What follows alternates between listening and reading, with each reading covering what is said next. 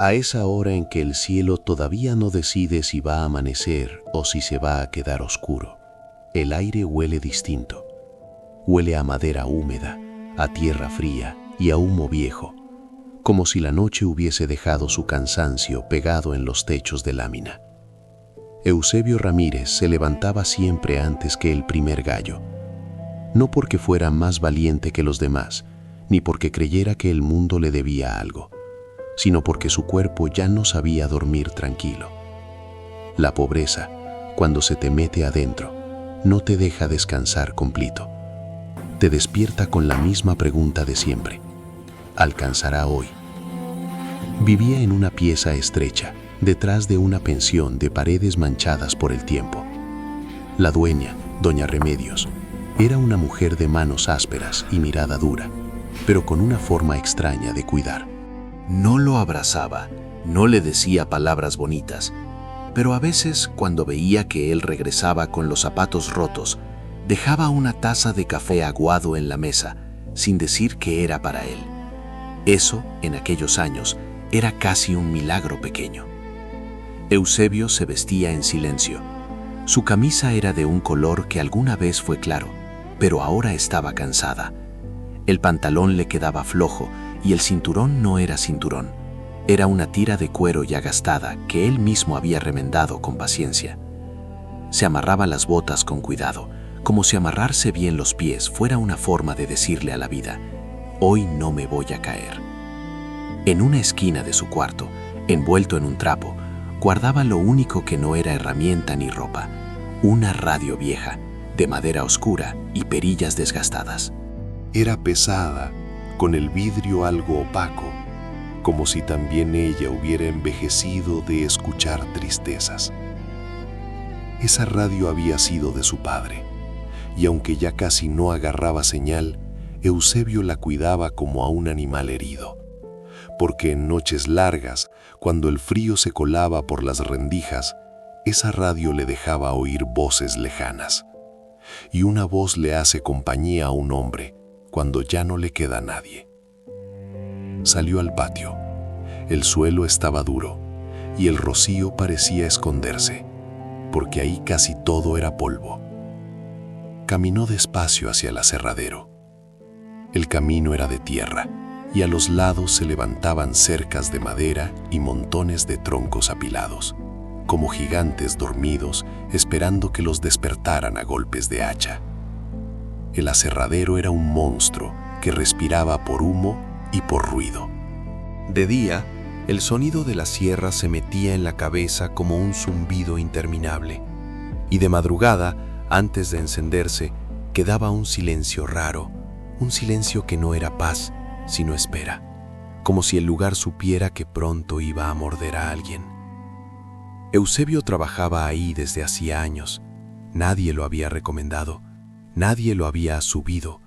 Simplemente, un día llegó pidiendo trabajo, y como tenía manos fuertes y mirada tranquila, lo dejaron cargar troncos, barrer aserrín, aceitar piezas y aguantar regaños. No era un hombre de palabras grandes. Hablaba poco. Tenía la piel morena, marcada por sol y polvo, y el cuerpo delgado de quien se acostumbra a comer lo que hay, no lo que quisiera. Su cara parecía siempre seria, pero no por enojo, sino por costumbre. Porque cuando uno aprende a vivir con poco, aprende también a no levantar demasiado la voz, para no despertar al hambre. Eusebio no tenía hijos, no tenía esposa, no tenía familia cerca. A veces alguien le preguntaba por qué, y él solo bajaba la mirada y decía: la vida se fue poniendo de ese modo, y ya. Pero había una cosa que sí tenía: dignidad. Esa palabra que casi nadie pronuncia en los lugares donde manda el dinero, pero que se nota cuando un hombre, aunque esté cansado y sea pobre, se lava la cara antes de salir. Se nota cuando un hombre, aunque lo traten como si valiera poco, sigue llegando temprano, sigue cumpliendo, sigue haciendo su trabajo con el cuidado de quien no quiere deberle nada a nadie. En la entrada del aserradero, con el primer rayo de sol asomándose como una hebra tímida, ya había otros hombres esperando. Algunos fumaban en silencio, Otros estiraban los brazos, otros solo miraban al suelo, como si mirar al suelo fuera más fácil que mirar la vida. Eusebio saludaba con la cabeza. No era de abrazos, pero su saludo era sincero. En un rincón se veía a un muchacho nuevo, un aprendiz, delgado como un palo, con los ojos todavía asustados. Eusebio lo miró un segundo. No dijo nada, solo le dio una palmada corta en el hombro. Una palmada que decía: aguanta, aquí todo muerde, pero uno aprende. El sol empezó a calentar, el viento levantó polvo, y entonces, como siempre, la máquina despertó.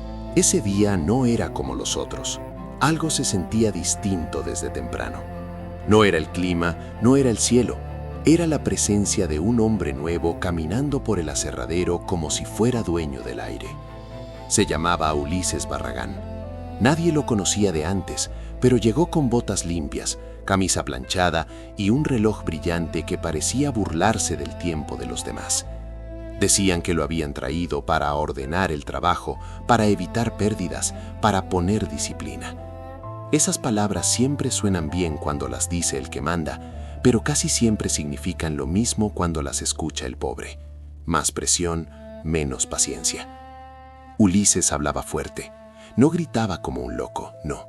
Gritaba como quien sabe que nadie se atreverá a responderle. Señalaba con el dedo, marcaba el paso, revisaba tornillos, levantaba tablas, y cuando veía algo que no le gustaba, fruncía la boca como si el mundo le debía perfección. Eusebio no le puso atención al principio. Ya había visto jefes así. Llegaban, querían cambiar todo, se iban al tiempo, y los de abajo seguían igual, con las manos rotas y el estómago vacío. Pero a media mañana, cuando el aserradero ya estaba rugiendo, pasó lo que no debía pasar.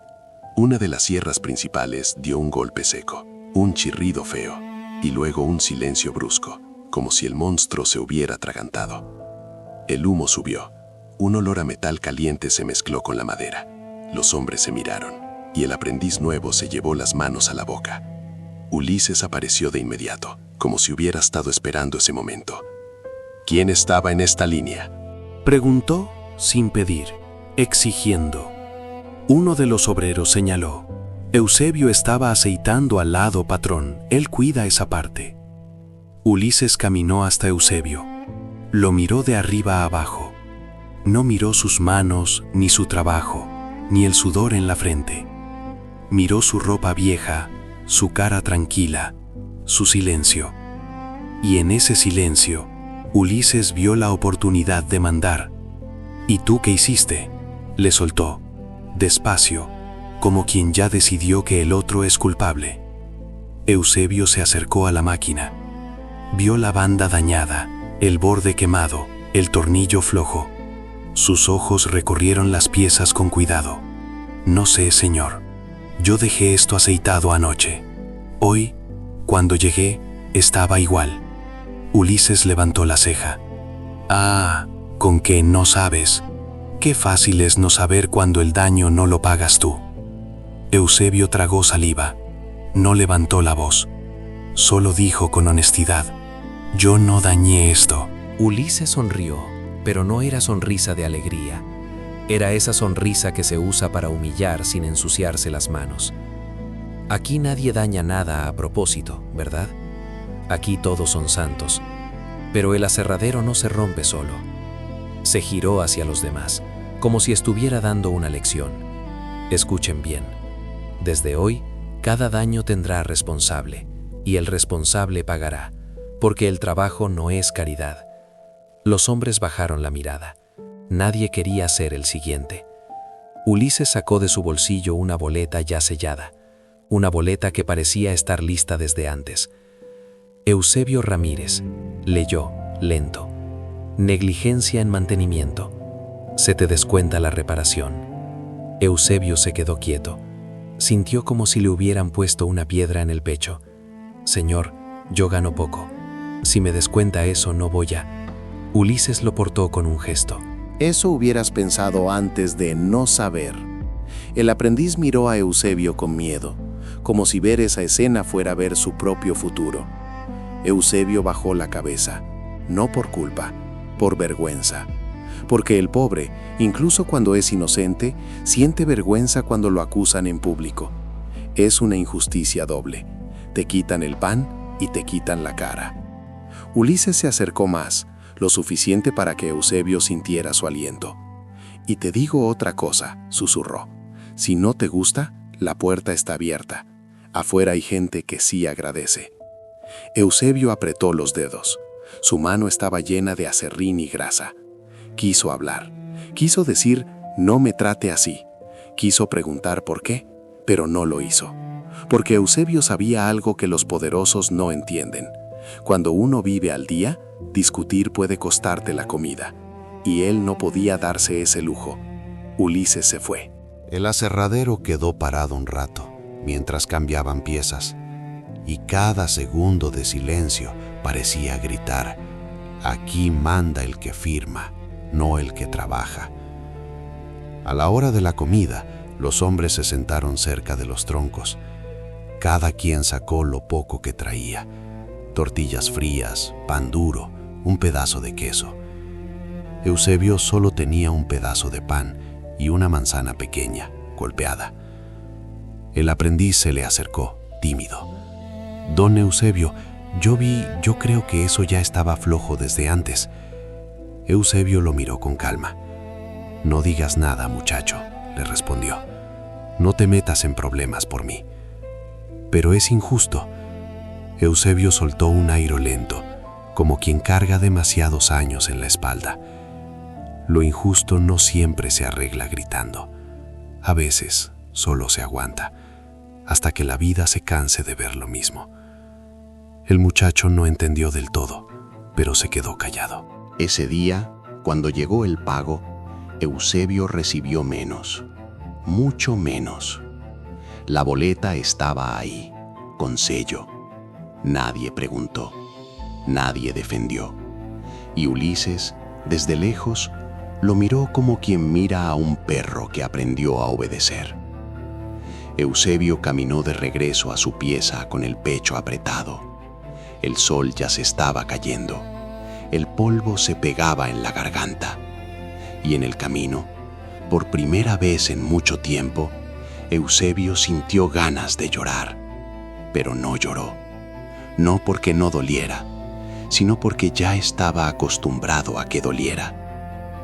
Antes de seguir, déjame decirte algo, bajito, como se dicen las cosas cuando uno no quiere que la tristeza se espante. Hay injusticias que no hacen ruido, no dejan sangre, no dejan golpes, pero dejan marcas por dentro. Y a veces uno las aguanta en silencio, como las aguantó Eusebio, porque siente que si habla, pierde lo poquito que tiene. Si alguna vez te pasó algo así, si alguna vez te hicieron sentir culpable sin serlo, o te quitaron algo con una firma y una mirada, cuéntame en los comentarios, no para quejarse por quejarse, sino para que nadie se sienta solo en su dolor. Y si este tipo de relatos te acompañan, si te hacen respirar y recordar que todavía hay dignidad incluso en la tierra dura, aquí puedes quedarte, suscribirte si quieres, como quien vuelve a una fogata conocida, porque lo que viene ahora no es ruido, es el silencio que aguanta, y ese silencio a veces cambia la vida. Los días siguientes, Eusebio siguió llegando temprano. Nadie le preguntó cómo estaba. Nadie le dijo, ánimo. En los lugares donde hay necesidad, la gente aprende a no preguntar demasiado, porque cada quien carga su propia piedra. El aserradero volvió a rugir como siempre. El ruido de la sierra era igual, el olor era igual, el polvo era igual. Pero por dentro, Eusebio ya no era el mismo. Cada vez que Ulises caminaba cerca, Eusebio sentía una mezcla extraña. No era miedo, no era odio, era cansancio. Un cansancio antiguo, como si la vida le estuviera repitiendo una lección que él no pidió. Trabajaba más callado que antes, aceitaba piezas con un cuidado casi religioso, revisaba tornillos, ajustaba correas, y aún así parecía que todo lo que tocaba podía volverse sospechoso. Una tarde, el aprendiz se llamaba Tomás, pero todos le decían Tito, se cortó un poco el dedo con una astilla. No fue grave, pero la sangre asusta cuando uno es joven. Tito se puso pálido. Ulises lo vio. «Mira nomás», dijo Ulises en voz alta. Por gente torpe se pierde tiempo. Tito bajó la cabeza. Eusebio se acercó, sin prisa. Déjeme ver, le dijo al muchacho. Le envolvió el dedo con un trapo limpio que él traía, de esos que los pobres guardan para lo necesario. Tito lo miró como si ese gesto fuera más grande que el aserradero entero. Gracias, don Eusebio. Eusebio solo asintió y regresó a su trabajo. Por la noche, de vuelta en la pensión, el frío entraba como si fuera un visitante sin permiso. Doña Remedios a veces calentaba frijoles, pero no siempre alcanzaba. Eusebio comía despacio, no por delicadeza, sino para engañar al estómago. Cuando terminó, se lavó las manos con agua fría y luego sacó su radio. La radio vieja estaba más cansada que él. A veces prendía, a veces no. A veces hacía un ruido como de viento. Pero Eusebio la abría con paciencia, como si estuviera curando algo. Ajustaba tornillos pequeños, limpiaba contactos, soplaba polvo. Esa era su forma de rezar, aunque no lo dijera así. Concentrarse en algo humilde para no pensar en el vacío. Esa noche, cuando logró que la radio soltara un murmullo, se quedó quieto, escuchando. Eran voces lejanas, música suave. No se entendía bien, pero bastaba. Porque el silencio, cuando uno lo vive demasiado, se vuelve enemigo. Y esa radio era su amigo discreto. En la ventana, un perro flaco apareció una vez. Era negro, con una oreja caída y la mirada de quien no confía todavía. Eusebio lo vio y no lo espantó. Solo partió un pedazo de pan, lo dejó afuera y volvió a sentarse. El perro se acercó despacio, olfateó y comió. Al día siguiente volvió, y al otro también. Eusebio nunca le puso nombre en voz alta, pero en su cabeza empezó a llamarlo Sombra, porque aparecía sin avisar, sin pedir, como aparece la tristeza. Pero al menos Sombra no lastimaba, solo miraba. En el aserradero, Ulises seguía igual. Cada día parecía más seguro de su poder. Empezó a exigir más producción, empezó a descontar tiempo por errores, empezó a inventar reglas que nadie había oído antes. Un día, cuando Eusebio estaba ajustando una pieza, Ulises se acercó. «Tú», dijo sin saludar, «¿todavía traes esa cara de santo?» Eusebio lo miró un segundo. Su mirada no era desafiante, era tranquila. «Traigo la cara que Dios me dio», respondió. Ulises soltó una risa seca. «Dios no paga reparaciones, Ramírez, acuérdate», y se fue. Eusebio siguió trabajando. Por dentro le ardía algo, pero no era rabia. Era una pregunta que se le quedó pegada como aserrín en la piel. ¿Hasta cuándo? Eusebio empezó a notar cosas, no porque quisiera acusar a nadie, sino porque él era observador, y cuando uno vive callado observa más, ve detalles. Vio que Ulises, algunas tardes, se quedaba solo en el galpón donde guardaban piezas. Vio que hablaba con otro hombre, un tal Fermín, que era como su sombra dentro del trabajo. Fermín no era supervisor, pero se movía como si lo fuera, siempre cerca de Ulises, siempre mirando, siempre sonriendo cuando alguien se equivocaba. Eusebio vio también que a veces, antes de que una máquina fallara, alguien pasaba por ahí, y ese alguien era Fermín. No eran pruebas, eran sospechas, pequeñas sombras, y Eusebio no era hombre de acusar sin certeza. Una noche Tito llegó a la pensión. No vivía ahí, pero estaba cerca y a veces pasaba. «Don Eusebio, ¿puedo hablar con usted?» Eusebio lo invitó a entrar. Tito estaba nervioso. Yo no sé qué hacer. Ulises me dijo que mañana tengo que decir que usted no ajustó bien la sierra, que por eso se dañó. Me dijo que si no lo digo, me echan». Eusebio sintió un golpe en el pecho. No era sorpresa, era confirmación. «¿Y tú qué viste, Tito?» El muchacho apretó las manos. «Yo vi a Fermín metiendo una pieza, como si cambiara algo, pero no estoy seguro. Yo tengo miedo». Eusebio lo miró largo. En ese silencio había una decisión que se estaba formando.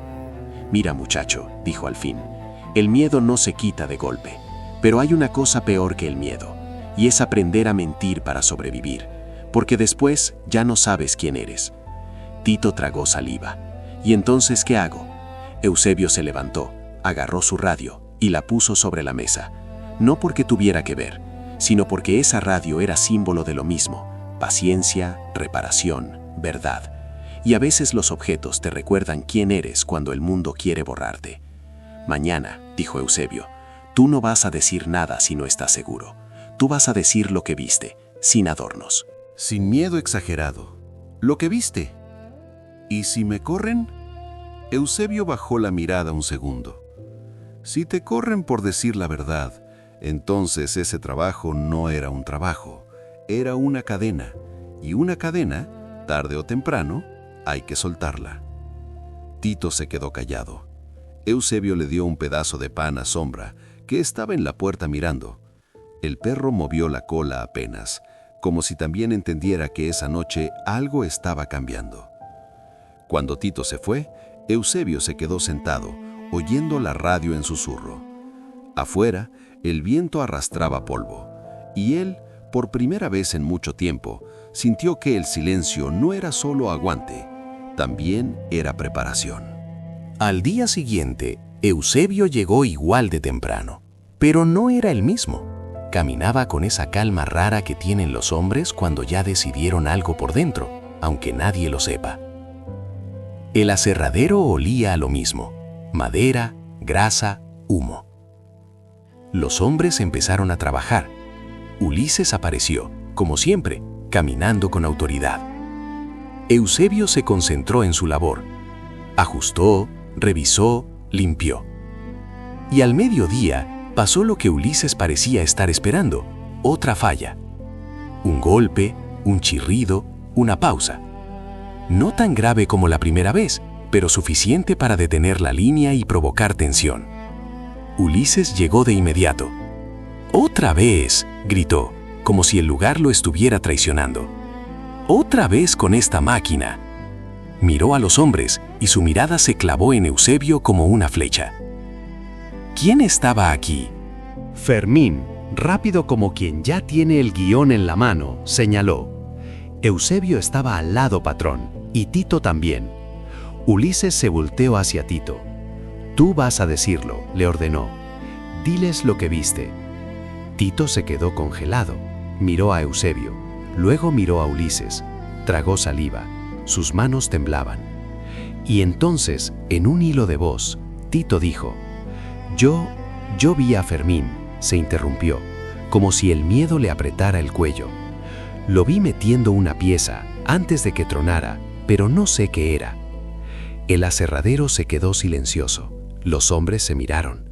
Fermín abrió los ojos como si le hubieran escupido la cara. «¡Mentiroso!», explotó Fermín. «Este chamaco está inventando». Ulises dio un paso hacia Tito. «¿Estás acusando a mi gente?», dijo despacio, peligroso. Tito se encogió. Eusebio entonces habló, no gritando.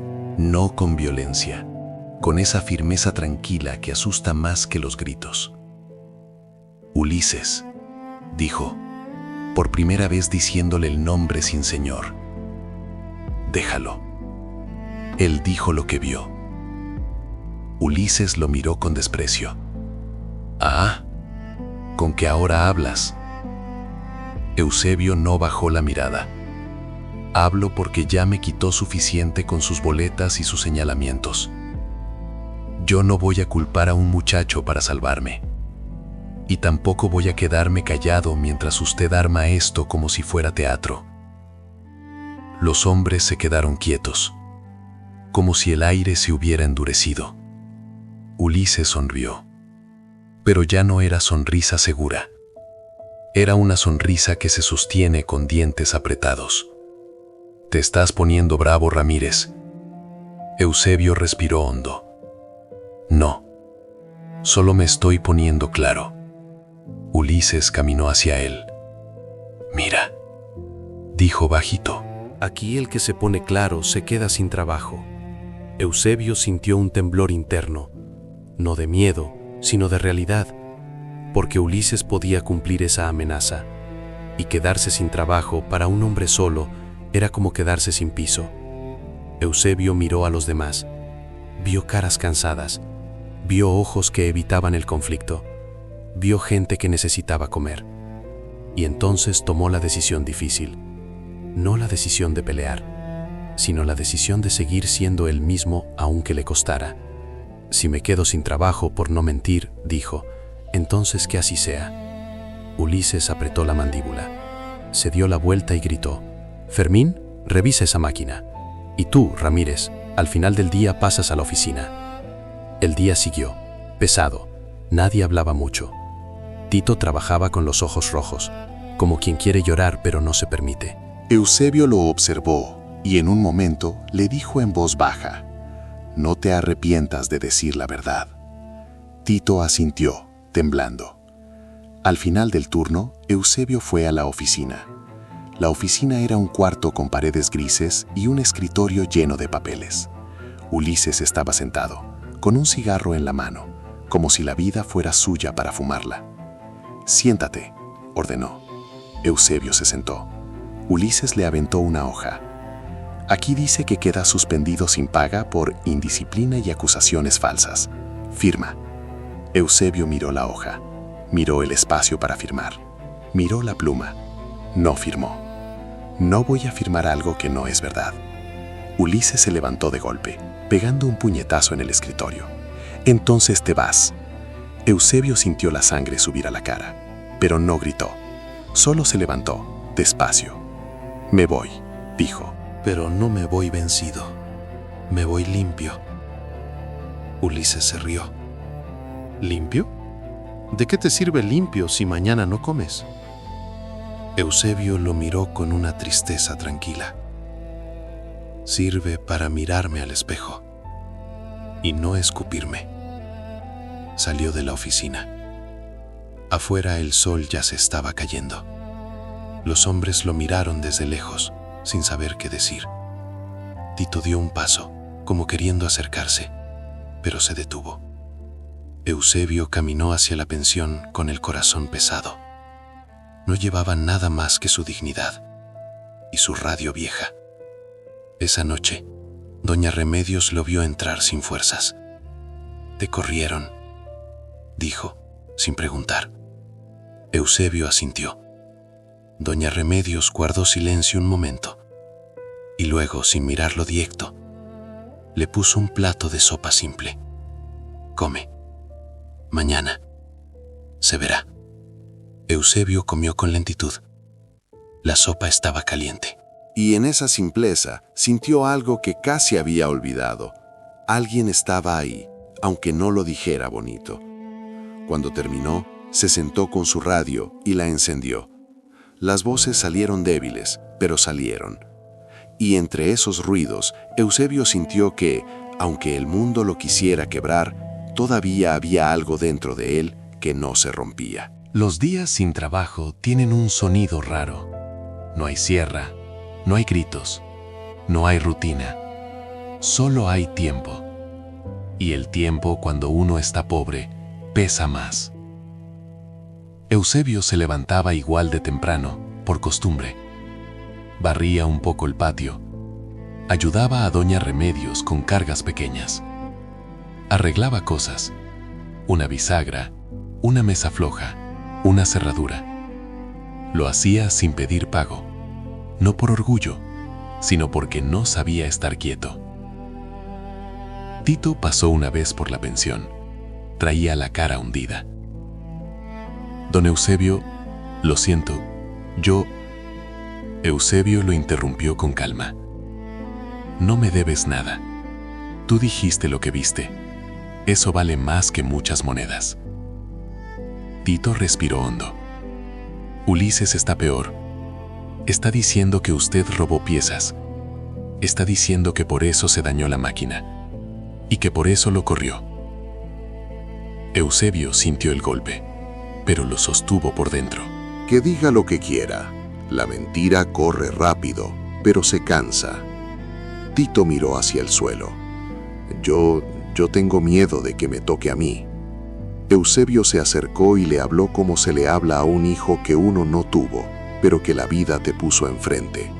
«Escúchame, el miedo no se va, pero uno aprende a caminar con él sin que te mande, No te vuelvas cómplice, eso sí te rompe. Pasó otra semana. Ulises seguía en el aserradero, y un día algo inesperado ocurrió. La radio del aserradero, la que usaban a veces para escuchar noticias mientras limpiaban al final del turno, dejó de funcionar. Nadie le dio importancia, pero el dueño del lugar, un hombre mayor llamado Don Anselmo, se molestó. No por la radio, sino porque Don Anselmo era de esos hombres que, cuando algo se descompone, sienten que su control se les escapa. Ulises dijo que no era su problema. Fermín dijo que nadie podía arreglarla. Y entonces alguien mencionó, en voz baja, Eusebio sabía de radios. Él arreglaba la suya. Don Anselmo preguntó dónde estaba Eusebio.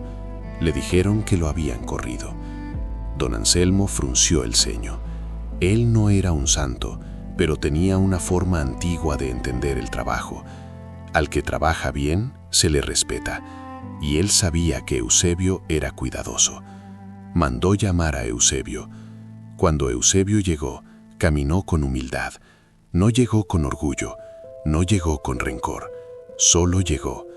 Ulises lo vio entrar y apretó los dientes. ¿Qué hace este aquí?, preguntó, tratando de sonar dueño. Don Anselmo levantó la mano. Vino porque lo mandé llamar. Aquí la radio no sirve, y los hombres trabajan mejor cuando el día no es puro ruido. Eusebio se agachó frente al aparato. Lo abrió, revisó cables, limpió contactos. Sus manos trabajaban con calma, como quien conversa con las piezas. En menos de una hora, la radio soltó un sonido claro. Una música suave se dejó oír, y varios hombres sonrieron sin querer. Don Anselmo miró a Eusebio. «Todavía sabes trabajar, Ramírez». Eusebio asintió. Uno no se olvida de lo que le enseñaron con paciencia. Don Anselmo se quedó pensativo. Dicen que te corriste por problemas. Ulises se adelantó. Lo corrí por indisciplinado y por mentiroso. Acusó a mi gente. Y además, faltaron piezas. Eusebio no respondió de inmediato. Respiró y habló solo lo necesario. Yo no robé nada. Y yo no acusé por gusto. Un muchacho dijo lo que vio. Eso es todo. Don Anselmo miró a Tito, que estaba ahí, con la cara pálida. Tito asintió. Don Anselmo se quedó callado. Caminó hacia donde guardaban piezas. Miró los estantes. Miró las manos de Fermín, que estaban demasiado limpias para alguien que arregla. Y entonces sucedió la virada. No como trueno, sino como gota que cae donde debe caer. Porque la radio, ya arreglada, seguía encendida. Y por una ventana entreabierta, el sonido se colaba hacia el galpón de piezas.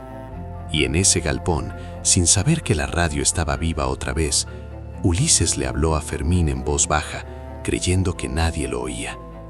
«Te dije que esa pieza la escondieras mejor», murmuró Ulises. «No podemos seguir haciendo fallar la máquina así, tan seguido, se nota». Fermín respondió nervioso. «Yo la moví donde dijiste, pero el chamaco vio». Ulises soltó una risa amarga. «Pues que vea lo que quiera. Al final el que paga es Ramírez, o el que se deje». Las palabras se escaparon, no como confesión voluntaria, sino como descuido. Y el descuido, a veces, es el enemigo más grande del mentiroso. Uno de los obreros que estaba cerca del galpón se quedó helado. Otro se acercó. Tito abrió los ojos como platos. Y Don Anselmo escuchó. Se hizo un silencio espeso. Don Anselmo caminó hacia Ulises, despacio. Ulises salió del galpón y vio las caras. Ahí entendió. Sus ojos buscaron rápido una salida, una excusa. Don Anselmo habló con voz baja pero pesada. ¿Así que hacían fallar la máquina? Ulises intentó sonreír. Don Anselmo, eso se oyó mal. Don Anselmo lo cortó. No se oyó mal, se oyó claro. Ulises tragó saliva. Yo solo quería disciplinar. Aquí se perdía mucho. Don Anselmo levantó la mano. Disciplina no es trampa. Disciplina no es culpar al más callado. Disciplina no es robarle el jornal a un hombre porque no grita. Ulises miró a Eusebio con odio, como si Eusebio tuviera la culpa de que su mentira se le hubiera caído sola. Don Anselmo respiró hondo.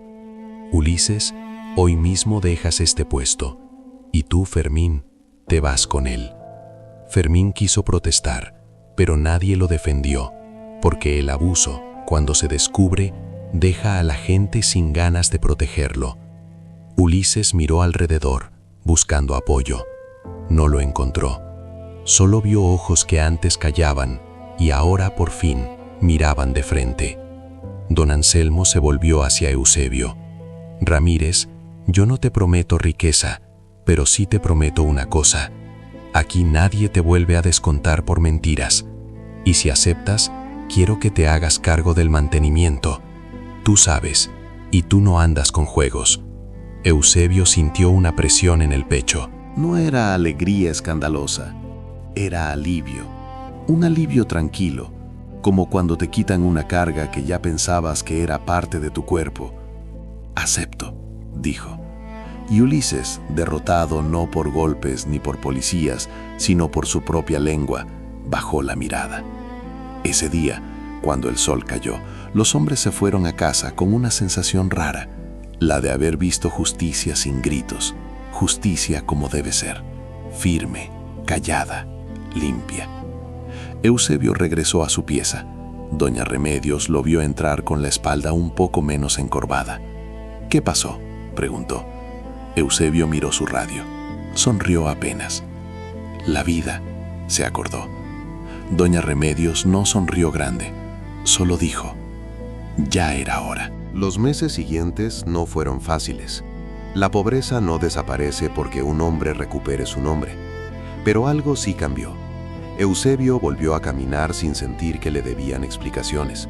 En el aserradero, su trabajo era diferente. Ahora no cargaba solo troncos. Revisaba máquinas, enseñaba a los jóvenes, prevenía fallas. Y lo hacía con la misma paciencia con la que arreglaba su radio, sin presumir, sin aplastar a nadie. Tito se volvió su ayudante. El muchacho aprendía rápido, y aprendía no solo tornillos, sino carácter.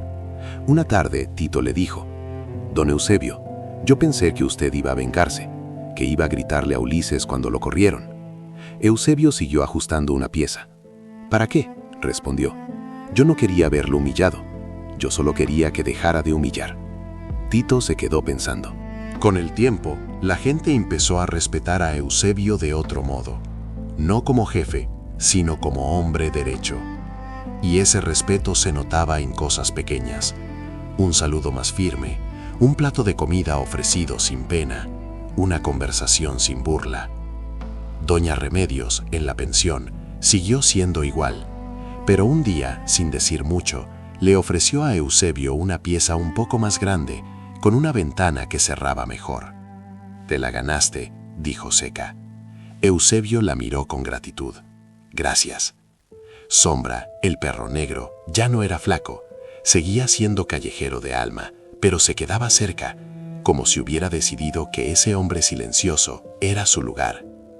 Y en las noches, la radio sonaba más clara, no porque fuera nueva, sino porque Eusebio la había cuidado con el mismo cariño con el que se cuidó a sí mismo cuando la vida lo quería quebrar. A veces, Eusebio se sentaba afuera, mirando el cielo. No era un hombre de sermones, pero cuando Tito o algún joven le preguntaba qué había aprendido, él decía lo simple. Aprendí que el silencio puede ser digno, pero no debe ser cómplice. Uno aguanta, sí, pero sin venderse, porque lo único que no te pueden quitar es lo que eres por dentro. Y la vida, como si escuchara esas palabras, le fue dando pequeñas recompensas que no brillan, pero sostienen. Un trabajo estable, una comunidad menos ciega y la paz de no sentirse culpable por cosas que no hizo. No hubo riqueza fácil, no hubo milagros grandes, hubo algo mejor, justicia tranquila. Y una lección que queda grabada en el corazón como madera marcada por el tiempo. El que acepta la injusticia sin volverse injusto, tarde o temprano, la vida lo mira con respeto. Esta historia no es real. Es un relato de lecciones de vida y superación de adversidades para reflexión posterior del lector. Ahora dime en los comentarios tu ciudad y tu estado. Y cuéntame, ¿qué parte te dolió más? ¿Y qué consejo le darías a alguien que está aguantando una injusticia en silencio? Gracias por quedarte hasta aquí. Si quieres acompañarme en más relatos como este, tu comentario y tu suscripción me ayudan a seguir contando historias que abrigan.